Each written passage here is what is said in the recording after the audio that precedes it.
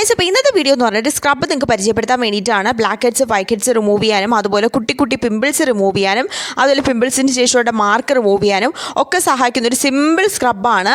നമ്മുടെ സ്കിൻ നല്ല ബ്രൈറ്റ് ആക്കുന്നതിനും അതുപോലെ നല്ല ക്ലിയർ ആയിട്ടുള്ള നല്ല പോളിഷ് ആയിട്ടുള്ള സ്കിന്ന് കിട്ടുന്നതിനും ഒക്കെ നന്നായിട്ട് സഹായിക്കുന്ന ഒരു സ്ക്രബാണ്. അപ്പോൾ ഇതെങ്ങനെയാണ് യൂസ് ചെയ്യേണ്ടതെന്ന് വളരെ വ്യക്തമാക്കി നിങ്ങൾ മനസ്സിലാക്കണമെന്നുണ്ടെങ്കിൽ വീഡിയോ കംപ്ലീറ്റ് ആയിട്ട് കാണാൻ ശ്രമിക്കുക. Hello, welcome back to my YouTube channel Sandra's heaven.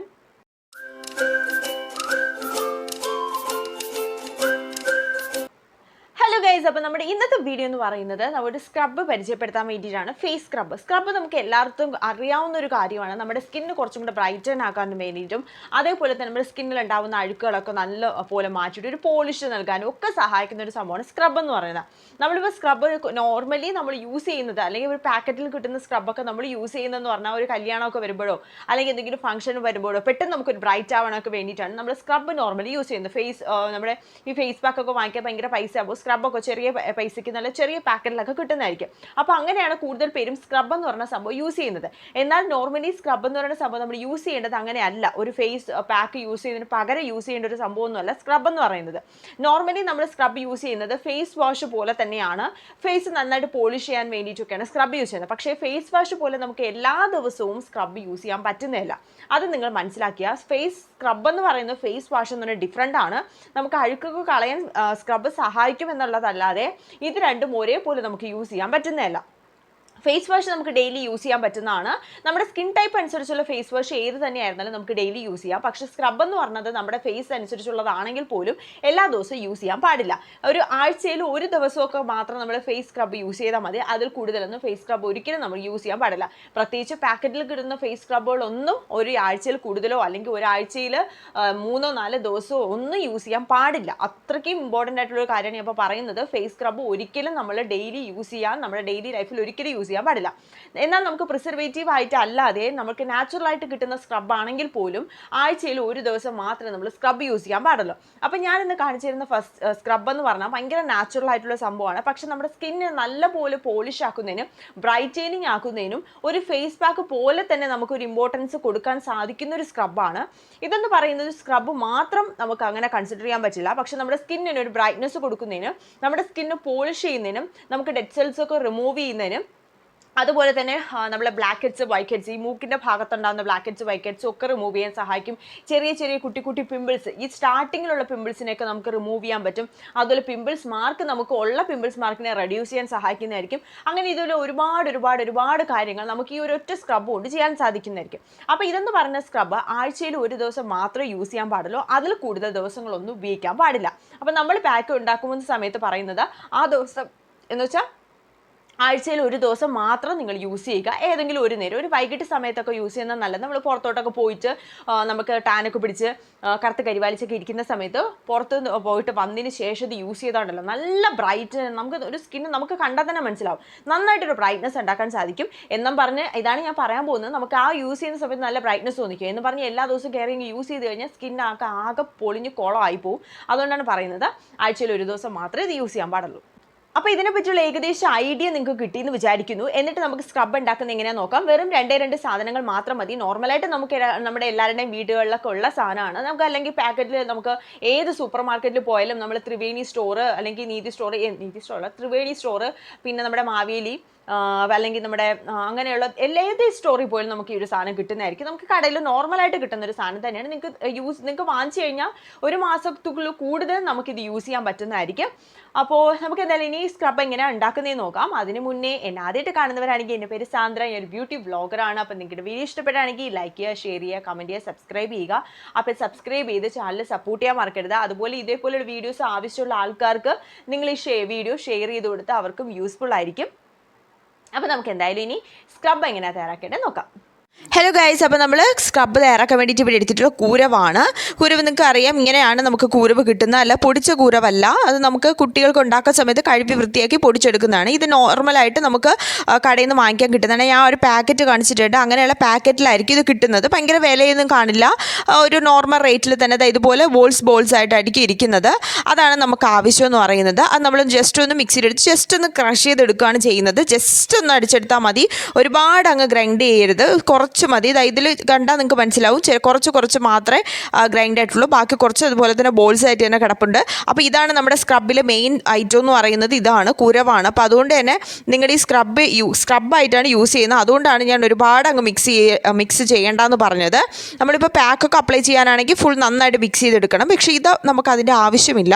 ഇത് സ്കിന്നിൽ നന്നായിട്ട് പോളിഷ് ചെയ്യുന്നതിനും അതുപോലെ തന്നെ സ്കിന്നിൻ്റെ ഡെഡ് സെൽസ് ഒക്കെ റിമൂവ് ചെയ്യുന്നതിനും സ്കിന്നിലുണ്ടാവുന്ന ഈ പിമ്പിൾസിൻ്റെ മാർക്ക് ഉണ്ടാവില്ല, അതൊക്കെ നന്നായിട്ട് റിമൂവ് ചെയ്യാൻ സഹായിക്കാറുണ്ട്.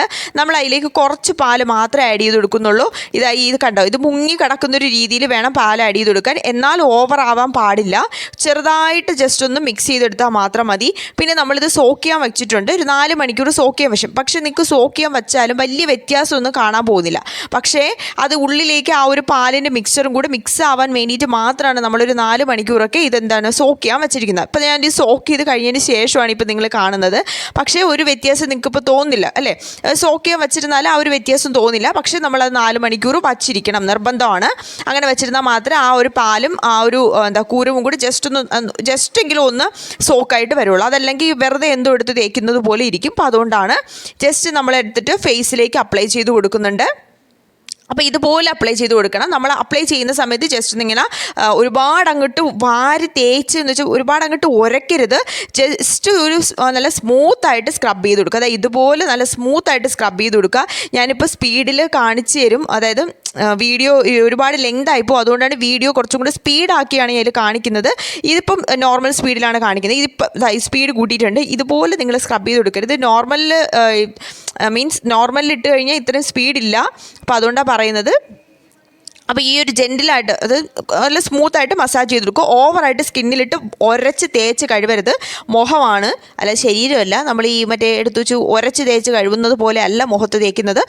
ഒരു നല്ല സ്മൂത്തായിട്ട്. പിന്നെ നമ്മുടെ ചുണ്ടിൽ ചുറ്റും ഉണ്ടാകുന്ന കറുപ്പ് മാറാൻ സഹായിക്കും കേട്ടോ. എനിക്ക് നല്ല അനുഭവം ഉള്ളതാണ്.